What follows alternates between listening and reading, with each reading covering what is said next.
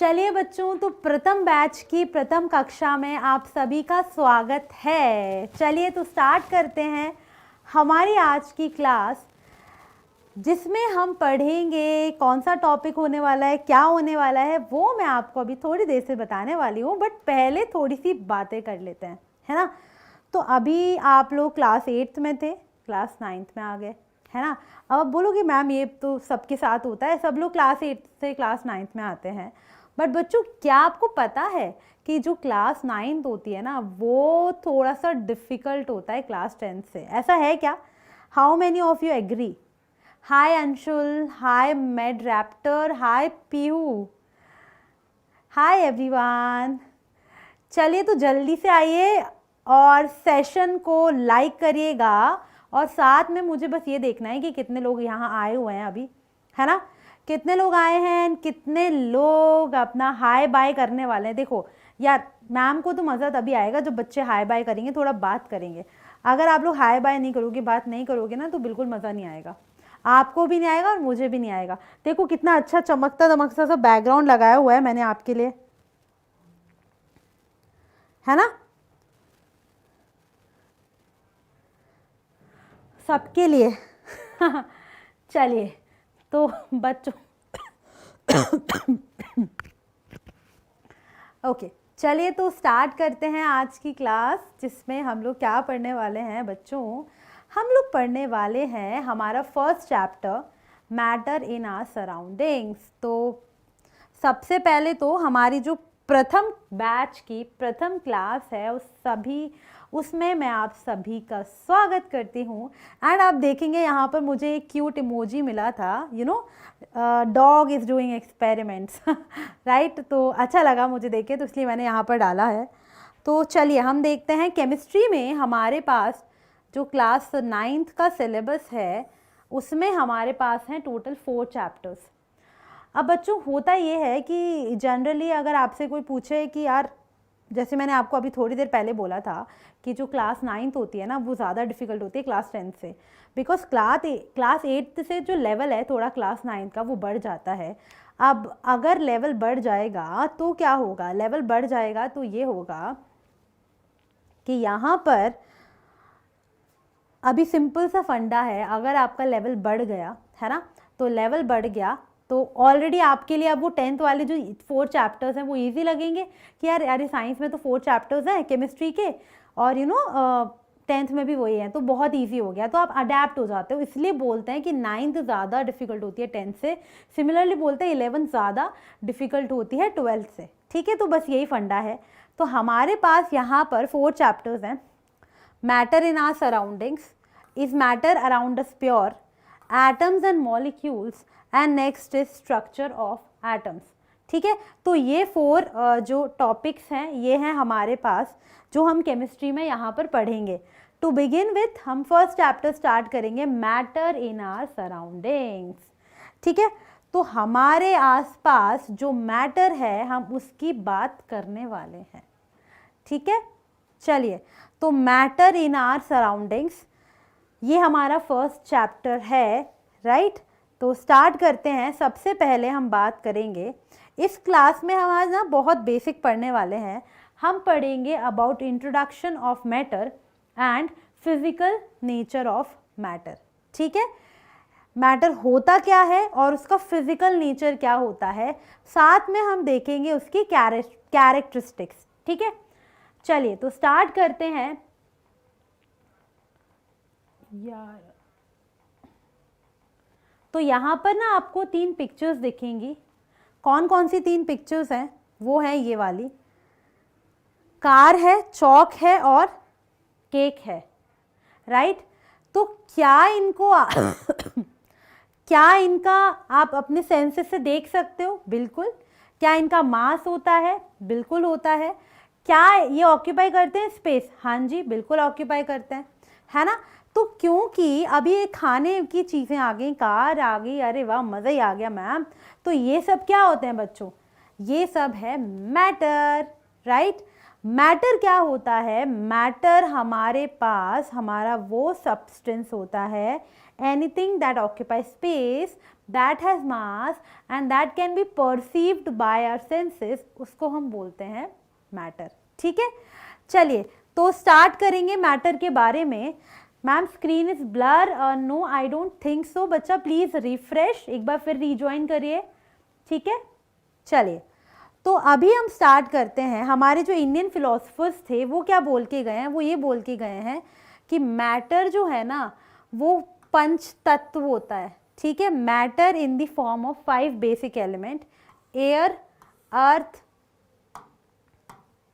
सो air, earth, हमारे पास ये पांचों चीज़ें होती हैं जो इम्पॉर्टेंट है, पंच तत्व होते हैं। ये पुराने जो फिलोसफर्स है ना वो बोल के गए हैं और पंच तत्व के बारे में हमको बता के गए हैं। ठीक है, ये पंच तत्व कौन कौन से होते हैं?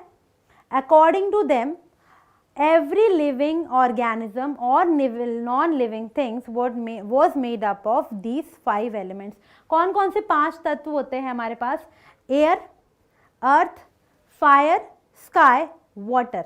राइट, तो ये पांचों जो पंच तत्व होते हैं, सारी living things, non living things, सब इनसे बनी होती है। ठीक है, इसके बाद आप देख सकते हैं यहाँ पर earth, fire, water, sky and air. तो ये होते हैं हमारे लिए हमारे 5 तत्व। मैटर क्या होता है बच्चों? Everything in the universe which is made up of a material, जिसको हम बोलते हैं मैटर। इस यूनिवर्स में हर चीज़ ऐसे मटेरियल से बनी होती है जिसको बोलते हैं हम मैटर। ठीक है, साइंटिफिक टर्म्स की बात की जाए तो matter is something that occupy space and that has मास। ठीक है, तो अगर आप डेफिनेशन की बात करते हो तो बच्चों मैटर क्या होता है? ऐसी कोई चीज़ जो ऑक्यूपाई करती है स्पेस, जिसका मास होता है एंड जिसको आप अपने सेंसेस से परसीव कर सकते हो, उसको हम बोलते हैं मैटर। ठीक है, उसको बोला जाता है मैटर। उसके बाद मैटर के पास होता है मास और वॉल्यूम। तो बच्चों ये बहुत बेसिक डेफिनेशन है, आई एम श्योर सब लोगों को पता है कि मैटर क्या होता है ना। हमारे आसपास की जो भी चीज़ है, हर चीज़, ये board, my phone, camera, TV, lights, all these are matter. Is when I'm talking about, let's say, feelings, I'm happy. Can I count it? Can I count that I am 2 kg happy today? I am 5 kg happy today? No. Can I weigh it? No. Can I weigh my sadness? Can I weigh my jealousy? Can I weigh my tension? No, I can't do that. Possible नहीं है ना। तो ये जो भी feelings होती हैं, ये जो क्वांटिटीज़ होती हैं, ये मैटर नहीं होती। जो इमोशंस होते हैं ये मैटर नहीं होते हैं। ठीक है, तो मैटर हैव पर्टिकुलेट नेचर, मतलब मैटर जो है वो छोटे छोटे पार्टिकल से बना होता है, बट ये जो पार्टिकल्स हैं ये ज़रूरी नहीं है ये कंटिन्यूस हो। ठीक है, ये डिसकंटिन्यूस भी हो सकते हैं, डिसकंटिन्यूस होते हैं। ठीक है, तो आप देख सकते हैं यहाँ पर मैटर के छोटे छोटे पार्टिकल्स, देखिए मूव कर रहे हैं छोटे छोटे पार्टिकल्स। ठीक है, क्लियर है यहाँ तक सभी को? बताइए, क्या किसी को कोई डाउट है अभी तक? Come on.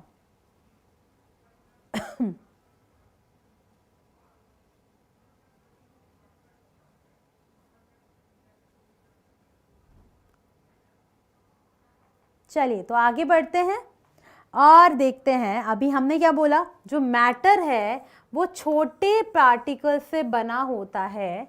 राइट, बहुत छोटे पार्टिकल्स होते हैं जिससे हमारे मैटर बना होता है। अभी ये पार्टिकल्स जो है ना, इनको हम अपनी नेक्ड आई से नहीं देख सकते हैं। Right, so matter is made up of tiny particles that are too hard to be seen with a powerful microscope. मतलब अगर हम पावरफुल माइक्रोस्कोप के अंडर रखते हैं तभी हम उसको देख सकते हैं, वरना अपनी नेक्ड आंखों से हम उनको नहीं देख सकते। ठीक है, उसके बाद इसका मतलब है कि इतने छोटे छोटे पार्टिकल्स होते हैं कि हम उनको अपनी आंखों से नहीं देख सकते। ठीक है, हम उनको अपनी आईज से नहीं देख सकते हैं, राइट। चलिए, तो यही मैटर की बात हो रही है, इसके छोटे छोटे पार्टिकल्स की बात हो रही है, ठीक है। तो ये होता है हमारा फिजिकल नेचर ऑफ मैटर, ठीक है। अब हम इसकी बात करते हैं एक एग्जाम्पल से। यह है एक्टिविटी। अगर आपने क्या लिया, आपने लिया एक 100 ml ऑफ बीकर, ठीक है। 100 ml बीकर में आपने क्या किया, fill half the beaker with water and mark the level of water. आपने क्या किया, एक बीकर लिया, उसमें हाफ आपने पानी भर दिया और उसका आपने लेवल देख लिया। जैसे मान लीजिए मैंने यहाँ तक पानी भरा है तो मैंने इसका लेवल मार्क कर दिया, ठीक है। यहाँ तक ये सब कर सकते हैं, आप लोग मेरे साथ में भी कर सकते हैं। आप एक ग्लास लेकर आएंगे, राइट, एक कांच का ग्लास लेके आइए, बेटर रहेगा। कांच का ग्लास लेंगे, उसमें वाटर डालेंगे और बाहर से स्केच पेन लेंगे और उसका वाटर का लेवल मार्क करेंगे बच्चे, ट्राई करिएगा आप मेरे साथ या फिर अकेले भी कर सकते हो, ठीक है। चलो अभी क्या होगा आगे देखते हैं। अब हम क्या करेंगे, इसमें डाल देंगे कुछ सॉल्ट या फिर शुगर और उसको स्टर करेंगे with the help of glass rod, ठीक है। तो हमने क्या किया, यहाँ पर ये है, ये वाटर सॉल्वेंट है, हमने उसका लेवल मार्क कर दिया था। अब हमने डाल दिया इसमें शुगर या फिर सॉल्ट, कुछ भी आप डाल सकते हो, ठीक है। अब आपने क्या किया, एक रॉड लिया और उससे उसको मिक्स कर दिया। तो मैंने एक बीकर लिया, पानी का लेवल मार्क किया, इसमें डाला सॉल्ट या शुगर और उसको मिक्स कर दिया, ठीक है। तो ये वाला जो हमारा सोल्यूशन है, इसमें हमने सॉल्यूट को डिसॉल्व कर दिया, ठीक है। अब हमने यहाँ पर हमें मिल गया एक शुगर सोल्यूशन, ठीक है, हमें मिल गया यहाँ पर शुगर सोल्यूशन। अब क्या होगा, क्या यहाँ पर वाटर लेवल में कोई चेंज होगा, बताइए, क्या वाटर लेवल में कोई चेंज होगा कि नहीं?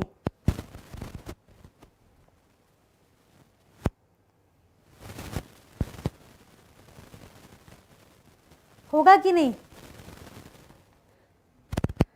देखिए, तो अगर आप बात कर रहे हो यहाँ पर, अगर यहाँ पर क्या हुआ या नहीं हुआ, तो सबसे पहले यहाँ पर वाटर और शुगर था, जब मैंने मिक्स कर दिया तो वो यूनिफॉर्मली मिक्स हो गया।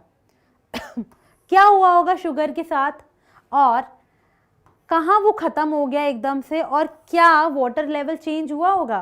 तो इसका आंसर मुझे आप लोग बताएंगे कि क्या वाटर लेवल चेंज होगा और शुगर के साथ क्या हुआ। पहले आपने जब मिक्स किया था तो इस मिक्स नहीं किया था, तब ये दूर दूर थे, मिक्स कर लिया तो शुगर एकदम से गायब हो गया। कहाँ चला गया शुगर? क्या वाटर शुगर को खा गया? तो इसी को समझेंगे कि ये क्यों हो रहा है। हमने ये तो देखा कि शुगर जब आपने डाला तो जो सोल्यूशन बना वो मिक्स हो गया।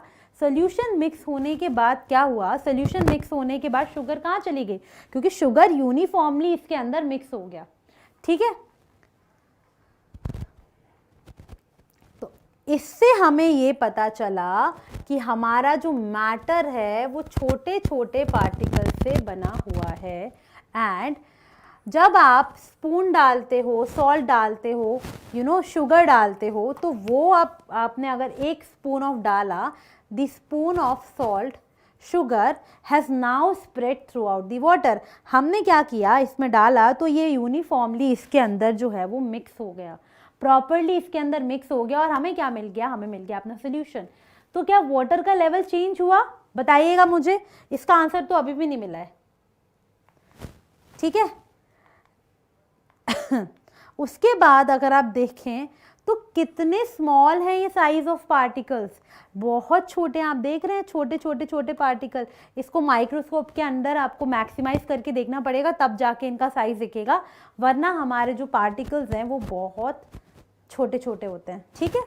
इसके बारे में भी पढ़ेंगे कि अगर सॉलिड के पार्टिकल्स हैं तो वो बहुत पास पास होते हैं, लेकिन अगर लिक्विड के पार्टिकल्स होते हैं तो वो दूर दूर होते हैं, ठीक है। चलिए आगे बढ़ते हैं। नेक्स्ट एक्टिविटी की बात आ गई है। हमने क्या किया, हमने लिया take 2-3 crystals of potassium permanganate and dissolve it in 100 ml of water, ठीक है। पोटेशियम परमैंगनेट होता है KMnO4, KMnO4 होता है वायलेट कलर का, ठीक है। तो हमने क्या किया, हमने वाटर लिया, एक 100 ml ऑफ वाटर लिया, उसमें हमने डाल दिया KMnO4,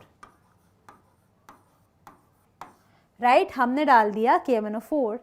तो क्या होगा, यहाँ पर आप क्रिस्टल्स लेंगे, आप डाल देंगे वाटर में, राइट। उसके बाद आपने क्या किया, यहाँ पर आप सोल्यूशन बन गया। अब आप क्या करेंगे, 10 ml ऑफ सोल्यूशन लेंगे, राइट। 10 ml ऑफ सोल्यूशन लेंगे और उसको आप पुट करेंगे 90 ml ऑफ क्लियर वाटर में। हमने क्या किया, एक बीकर लिया, इसमें KMnO4 डाला, तो एक सोल्यूशन बना लिया, मिक्स कर लिया, ठीक है। अब ये जो बीकर है, इसमें से 10 ml ऑफ सोल्यूशन लिया और उसको क्लियर वाटर में मिक्स कर दिया, ठीक है। तो क्या होगा, take out 10 ml of the solution and pour it into another 90 ml of clear water. मतलब क्या हुआ, मतलब हमने ये किया, हम कहीं ना कहीं डाइल्यूशन कर रहे हैं, हमने अमाउंट ऑफ KMnO4 को कम कर दिया, ठीक है। तो इसी को हम देखते हैं नेक्स्ट में, keep diluting like this 5 to 8 times. Dilution का मतलब क्या होता है, डाइल्यूशन का मतलब होता है that you are increasing the amount of solvent. यहाँ पर सॉल्यूट क्या था, छोटा, जो कम अमाउंट में था वो सॉल्यूट था, ज़्यादा अमाउंट में था वाटर। तो हमने क्या किया, और वाटर उसमें ऐड कर दिया, तो जो कॉन्सेंट्रेशन, जो अमाउंट होगा सॉल्यूट का, वो और कम हो जाएगा, राइट। ओके, नाउ तो यहाँ पर ऐसे ही आपको कंटिन्यू करना है और आपको देखना है ऑब्जर्वेशन क्या है, क्या हमारा जो वाटर है वो अभी भी कलर्ड रहने वाला है कि नहीं, क्या वाटर कलर्ड रहेगा या नहीं रहेगा, क्या लगता है आपको। देख लेते हैं, अभी पता चल जाएगा। तो आप देखेंगे जैसे जैसे आप डाइल्यूशन करते जा रहे हैं वैसे वैसे जो हमारा कलर है, कलर हमारा लाइट होता जा रहा है। जैसे कि मैंने आपको बोला था, जो KMnO4 है बच्चों, बहुत ब्यूटीफुल कलर्ड कंपाउंड होता है, पर्पल कलर का। धीरे धीरे धीरे धीरे क्या हो रहा है, इसका कलर कम होता जा रहा है, right.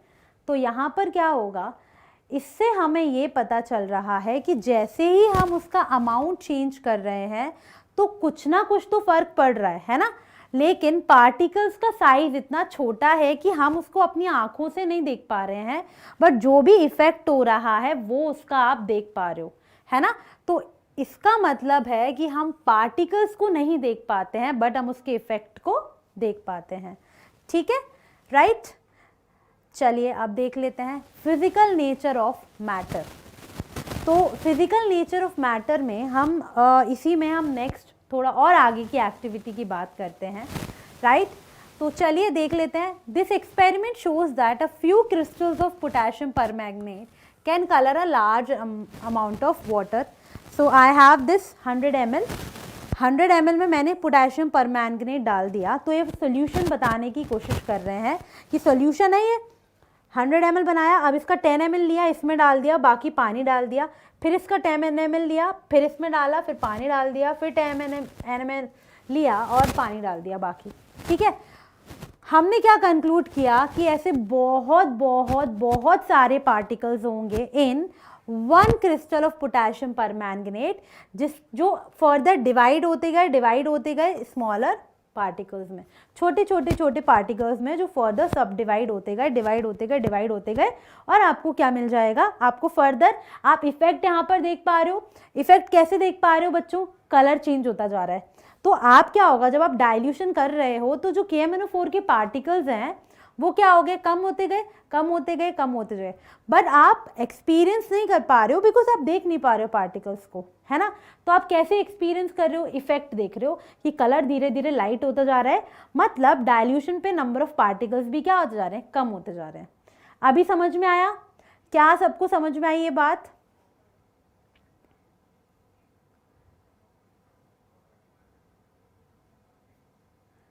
yes or no, tell me if you have any doubt, anyone.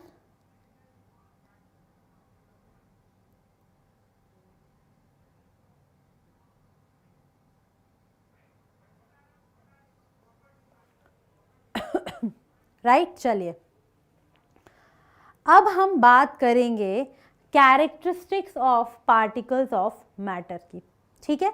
तो अभी हमने देख लिया मैटर होता क्या है और इंट्रोडक्शन, जो फिजिकल नेचर होता है मैटर का, कि जो पार्टिकल्स होते हैं बहुत छोटे होते हैं, उनको आप अपनी नेक्ड आई से नहीं देख सकते हो, ठीक है। उसके बाद हम बात करते हैं characteristics of particles of matter. तो बेसिकली हमारा जो मैटर है उसकी 3 कैरेक्टरिस्टिक्स हैं। First, particles of matter have space between them. So first character है कि जो पार्टिकल्स ऑफ मैटर होते हैं, जो हमने देखा मोशन में होते हैं, उनके बीच में कुछ ना कुछ स्पेस होता है, ठीक है, बीचों बीच थोड़ा थोड़ा स्पेस होता है। कैसे पता चला? अगर स्पेस नहीं होता तो जो हमने अभी KMnO4 वाला एक्सपेरिमेंट देखा वो नहीं हो पाता। हमने क्या देखा? KMnO4 का डाइल्यूशन जब आप करते जा रहे हो तो जो मॉलिक्यूल्स हैं, जो उसके पार्टिकल्स हैं, वो अपने आप को इधर उधर स्पेस में अरेंज करते जा रहे हैं। अगर जगह नहीं होती, जैसे मान लीजिए मैं यहाँ खड़ी हुई हूँ, मुझे कोई पुश करने की कोशिश कर रहा है, राइट, मुझे पुश किया तो मैं यहाँ आ गई, मुझे पुश किया मैं यहाँ आ गई, बट अगर मेरे पास यहाँ पर स्पेस नहीं होता तो मैं पुश नहीं हो पाती, है ना, मैं यहीं खड़ी रहती, भले कोई कितना भी इफेक्ट करेगा, है ना। बच्चों डाइल्यूशन क्या होता है? डाइल्यूशन होता है कि आप अमाउंट ऑफ सॉल्वेंट बढ़ा रहे हो। सॉल्वेंट मतलब वो सब्सटेंस जो ऑलरेडी ज़्यादा अमाउंट में था, आपने और ज़्यादा वो डाल दिया, तो उसको हम बोलते हैं डाइल्यूशन, ठीक है। और इससे क्या होता है, जो ऑलरेडी कॉम्पोनेंट जो कम अमाउंट में था वो और कम कम होता जाता है, ठीक है। चलिए, तो ये हो गया पहला। अब हम बात करते हैं नेक्स्ट, पार्टिकल्स की। अगर हम बात करें तो वो उनके पास जगह है, अगर जगह है तो वो मूव भी करेंगे। जैसे मैं यहाँ पर खड़े होकर आपको पढ़ा रही हूँ, बट मेरे आसपास ना जगह है यहाँ पर, अगर मेरे पास जगह है तो that is why I am able to move. मैं आगे पीछे हो सकती हूँ, मैं लेफ्ट राइट हो सकती हूँ। अगर यहाँ पर स्पेस नहीं होता तो ये तो पॉसिबल था ही नहीं। तो वैसे ही क्योंकि हमारे पार्टिकल्स के पास स्पेस होता है तो वो स्पेस में मूव करेंगे, राइट। अगर वो स्पेस में मूव करेंगे तो ये हमारा है फर्स्ट पॉइंट कि यहाँ पर जो पार्टिकल्स हैं वो कंटिन्यूसली मूव कर रहे हैं, और ये भी उस एक्सपेरिमेंट से प्रूव हुआ KMnO4 वाले से। अगर ये मूव करेंगे तो अब इनके पास होगी काइनेटिक एनर्जी। अब आप बोलोगे मैम काइनेटिक एनर्जी क्या होती है, right. Hi everyone, so kinetic energy मतलब अगर कोई भी सब्सटेंस मूव करता है तो उसकी एक एनर्जी होती है जिसको हम बोलते हैं kinetic energy, that is the energy associated with motion. Now I know that my particles are continuously moving, if they are continuously moving they will have certain energy which is kinetic energy, right. इसको बोलते हैं हम kinetic energy. जैसे जैसे temperature बढ़ता जाएगा kinetic energy भी बढ़ती जाएगी और पार्टिकल्स और तेज भागने लगेंगे। तो यार सिंपल सा फंडा है, मेरे पास कुछ सर्टेन एनर्जी है, अगर मैं खाना खा लेती हूँ तो मेरी एनर्जी और ज़्यादा बढ़ जाती है, होता है कि नहीं होता है ना। तो फूड क्या है? मेरा सोर्स ऑफ एनर्जी। वैसे ही पार्टिकल्स के पास कुछ एनर्जी है, ठीक है, लेकिन अगर आप पार्टिकल्स को एनर्जी दे देते हो, आप टेम्परेचर बढ़ा रहे हो, वाटर लिया आपने, वाटर को एनर्जी दे दी, तो पार्टिकल्स क्या होगा? और तेज भागने लगेंगे, उनका मोशन और तेज बढ़ेगा, तो उनकी काइनेटिक एनर्जी भी बढ़ जाएगी, बिकॉज आप बाहर से उसको एनर्जी देने लगे, ठीक है। तो अगर मैं चल रही होती हूँ तो मेरे मूवमेंट के साथ बच्चों एक एनर्जी होती है एसोसिएटेड, जिसको हम बोलते हैं काइनेटिक एनर्जी, ठीक है। बिल्कुल प्रदीप, यू आर राइट कि एनर्जी अगर आप दे रहे हो तो वाइब्रेशंस भी बढ़ेंगे, है ना। तो अगर आपने ज़्यादा एनर्जी दे दी तो वाइब्रेशंस जो है मॉलिक्यूल्स के इतने ज़्यादा बढ़ जाएंगे कि उनके बीच के इंटरमॉलिक्यूलर फोर्सेस टूट जाएंगे, जो बॉन्ड्स हैं वो टूट जाएंगे और वो उसका स्टेट चेंज हो जाएगा, ठीक है, राइट। तो टेम्परेचर चेंज करने से ये भी होता है। इसके बाद आप बात करते हैं डिफ्यूजन। डिफ्यूजन मतलब क्या होता है? पार्टिकल्स की वो एबिलिटी जिससे वो एक दूसरे में इंटरमिक्स हो जाते हैं, to intermix themselves by organising themselves in the space between each other. तो डिफ्यूजन मेनली आप देखते हो कि हमारे पार्टिकल्स हैं, अब वो मूव भी कर रहे हैं और उनके पास जगह भी है, तो वो क्या करते हैं, एक पार्टिकल एक जगह से दूसरी जगह जाएगा, एक जगह से दूसरी जगह, ऐसे मूव करते रहते हैं, जिस प्रॉपर्टी को आप बोलते हो डिफ्यूजन। डिफ्यूजन को हम ऐसे भी डिफाइन करते हैं बच्चों कि डिफ्यूजन क्या होता है, हमेशा हमारे जो सब्सटेंसेस है वो मूव करेंगे from a region of higher concentration to a region of lower concentration. जैसे आपने देखा पानी कहाँ हमेशा ऊपर से नीचे आता है, नेचुरली ऊपर से नीचे गिरेगा, ठीक है। तो ऊपर हायर, अब होगा क्या, यहाँ पर ऊपर से नीचे गिरता है, तो वो क्यों गिरता है? क्योंकि उसकी एनर्जी कम होती है नीचे आने पर। तो यहाँ पर अगर हम बात करते हैं डिफ्यूजन की, तो डिफ्यूजन में क्या होता है, मॉलिक्यूल्स कहीं भी अगर हायर कॉन्सेंट्रेशन पे हैं तो वो हमेशा आ जाएगा towards the region of lower concentration, ठीक है। जैसे जैसे आप टेम्परेचर बढ़ाएंगे तो उसके वजह से क्या होगा, जो फास्टर मूविंग पार्टिकल्स हैं वो क्या करेंगे, और तेज भागने लगेंगे, तो ये जो टेंडेंसी है इंटरमिक्स होने की ये और बढ़ जाएगी। ठीक है, तो जैसे ही आप टेम्परेचर बढ़ाते हैं बच्चों, तो जो डिफ्यूजन रेट है वो भी बढ़ जाएगा। ठीक है, क्या ये बात सबको समझ में आई? ठीक है, डिफ्यूजन रेट बढ़ेगा, काइनेटिक एनर्जी बढ़ेगी। करेक्ट, पोटेंशियल एनर्जी डिक्रीज होती है, तभी ऊपर से नीचे वाटर आता है।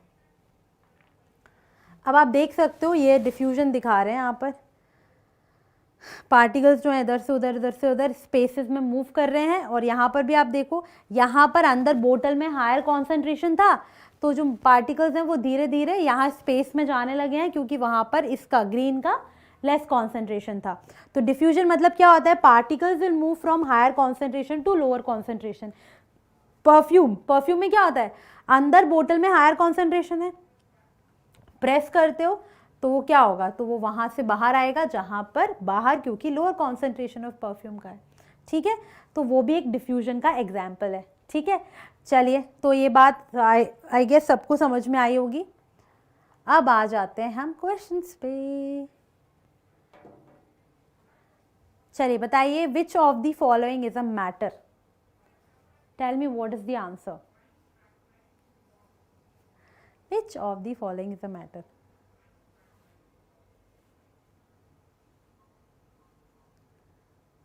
D. Car, table, chips, all of these are all of these are matter because they have space, they will have mass, they will, they can be perceived by our senses, and that is why all of the above will be the answer. Right? Now, next.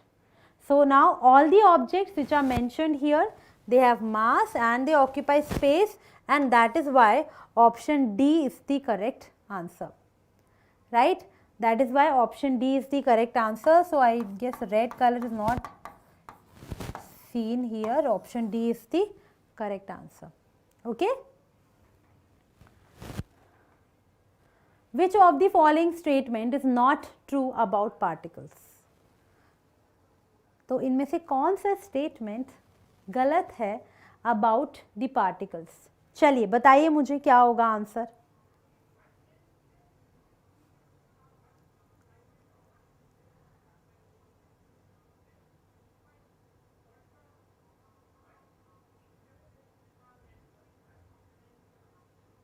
Yes, देखते हैं कौन इसका answer देता है। B, okay, one of you gave the answer is B, okay, other one is also saying it should be B. चलिए, very good. So I'll go with all of you. Which of the following is not true about the particles? So इनमें से क्या सही नहीं है? पहला, they are always moving. ये सही बात है, ये तो बिल्कुल मूव करते रहते हैं। अभी बताया था कि जो पार्टिकल्स हैं उनके पास स्पेस है, तो वैसे ऐसे मूव करते रहते हैं ना, डांस करते रहते हैं, घूमते फिरते रहते हैं। ठीक है, next, they are easily visible to human eye. क्या हम अपनी आई से इनको देख सकते हैं? नहीं, हम इनको नहीं देख सकते हैं, तो आंसर हो जाएगा हमारा बी फॉर बॉम्बे। ठीक है, नेक्स्ट देख लेते हैं। दे have space between them. Yes, हमने देखा था कि हमारे जो पार्टिकल्स हैं उनके बीच में क्या होते हैं, स्पेसेस होते हैं। अगर उनके बीच में स्पेस होगा तो भैया अगर स्पेस है तो घूमेंगे, तो बिल्कुल सही बात है, ये भी सही है, तो आंसर हमारा क्या आ जाएगा, बी फॉर बॉम्बे। ठीक है, क्लियर है सबको, है ना? अगर आपको मौका मिलेगा कि यार पढ़ाई करो या डांस करो, तो आप क्या करोगे, पढ़ाई करोगे या डांस करोगे? सिंपल सी बात है यार, इट वॉज नॉट फनी यार, ठीक है ना, I was just moving, ramp walk नहीं कर रही थी। ठीक है, चलिए, तो समझ में आ गया ना? जैसे स्टूडेंट्स है, अगर ब्रेक हो गया तो उनको अगर क्लास में बैठना पड़ेगा तो बहुत बुरी बात हो जाएगी। ये तो जब उनको ब्रेक मिला है, उनको स्पेस मिला है, तो वो क्या करेंगे, भागेंगे। ठीक है, चलिए, बिल्कुल। तो particles of matter are always moving and they have space between them, but they are not visible from the naked eyes, and that is why answer is B for Bombay. Next, particles of matter attract each other. These forces are easier to break or not depending on the nature of the particles. अभी यार simple सा फंडा है, अगर बच्चे school जाएंगे, ठीक है, तो वो क्या करेंगे, वो फ्रेंडशिप भी करेंगे, है ना, वो फ्रेंडशिप भी करेंगे, लड़ाई भी करेंगे, सब करेंगे। अब ऐसा तो है नहीं कि आपने वो उनको रोक के रखा कि नहीं तुम यहीं बैठो, स्कूल जाओ, क्लास में बैठो, वापस आ जाओ, नॉट पॉसिबल, राइट। क्या आप लोग ऐसे करते हो? नहीं करते ना। आप लोग भी यही करते हो ना कि आप जाएंगे स्कूल, आप फ्रेंड्स बनाएंगे, आपके एनिमीज होंगे, सब लोग होंगे, है ना। तो ऐसा ही बोला जाता है कि हमारे जो पार्टिकल्स होते हैं मैटर के, वो भी एक दूसरे से अट्रैक्ट होते हैं, राइट। वो एक दूसरे से बातें करते हैं, एक अट्रैक्शन होता है उनके बीच में। अब ये अट्रैक्शन स्ट्रॉन्ग भी हो सकता है, अट्रैक्शन वीक भी हो सकता है, depending on the particles. So basically जब आप स्टेट चेंज करते हो ना, सॉलिड से लिक्विड, लिक्विड से गैस, तो आप क्या करते हो, आप ये बीच के एक पार्टिकल का दूसरे पार्टिकल से जो अट्रैक्शन है और जो फोर्स है उसी को आप ब्रेक कर रहे होते हो, ठीक है। तो अट्रैक्शंस तो बच्चों देखो बहुत सारे होते हैं, एंड स्पेशली 9th-10th में आने के बाद ना आजकल के बच्चों का लेवल बहुत बढ़ चुका है, मतलब इतने ही ज़्यादा ओपन हो गए हैं ना वो लोग कि पढ़ाई के अलावा बाकी सब में बच्चों को ध्यान देना होता है। यार तो ऐसा नहीं करना है आपको, पढ़ लो, अभी से पढ़ लो, स्टार्ट करो, थोड़ा एंड में जाके करोगे तो यार वही गड़बड़ करनी नहीं है फिर तो आप लोगों को, ठीक है। नेक्स्ट चलिए, diffusion. Diffusion involves which properties of particles? Bad bro Ritter, बाप रे यार अभी नाम ही ऐसा लिख रखा है, तो मतलब तुम्हें पढ़ना तो है नहीं, नहीं पढ़ना ना, मुझे लगता है नहीं पढ़ना ठीक है, चलो तो फोकस इस कि हमेशा ध्यान रखना है यार बच्चों, पढ़ाई करो, अभी से टाइम पे शुरू करोगे सब कुछ मैनेज करवाओगे। वो बोलते हैं ना वर्क लाइफ बैलेंस, तो स्टूडेंट वर्क लाइफ बैलेंस हो जाएगा अच्छे से, ठीक है। चलिए तो आंसर बता दीजिए मुझे क्या होगा। पढ़ना है ना, तो अपना सबसे पहले तो यूट्यूब पे नाम चेंज करके आओ, क्या नाम रख रखा है? मन नहीं लगता, अरे पता नहीं मन के लिए इतनी सारी चीज़ें हैं। मैम सब लोग यही कहते रहते हैं, वो टाइम कभी नहीं आता। अरे यार टाइम तो आएगा, टाइम आएगा, लेकिन बस पढ़ाई शुरू कर दीजिए। सी, diffusion involves which property? Very good. So diffusion is because the particles are continuously moving and also because they have space between them, right? So space और movement दोनों की वजह से ही diffusion होता है, तो आंसर हो जाएगा सी। अरे यार पहले सही आंसर दिया था, both A and B will be the correct answer, ठीक है। C for Calcutta, C for Chennai, C for California, सब लोग जीत गए हैं, answer will be C. Diffusion stands for mixing of particles and it is only possible when particles are moving and they are occupying space. Yes, very good. So बच्चों आज की class में हमने क्या पढ़ा? आज हमने पढ़ा मैटर क्या होता है और उसकी फिजिकल नेचर ऑफ मैटर और characteristics of matter. Let me know if you have any doubt.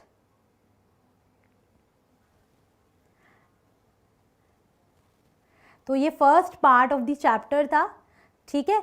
आगे अब हम नेक्स्ट क्लासेस में पढ़ेंगे स्टेट्स ऑफ मैटर के बारे में, इंटर कन्वर्जन्स के बारे में, ठीक है। बहुत बेसिक सा चैप्टर है, बहुत ज़्यादा कॉम्प्लिकेटेड नहीं है, लेकिन बच्चों साथ में इसके क्वेश्चंस वगैरह सब कुछ करेंगे, पूरा चैप्टर एनसीईआरटी से एकदम अच्छे से पढ़ लेंगे, ठीक है। कोई समझ में नहीं आया कोई बात नहीं, फिर से क्लास देख लेना, ठीक है।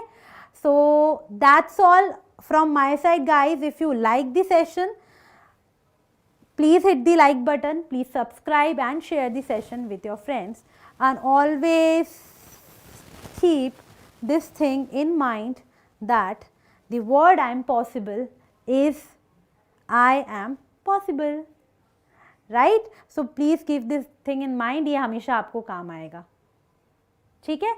So that's all from my side. Have a nice day ahead. Bye bye.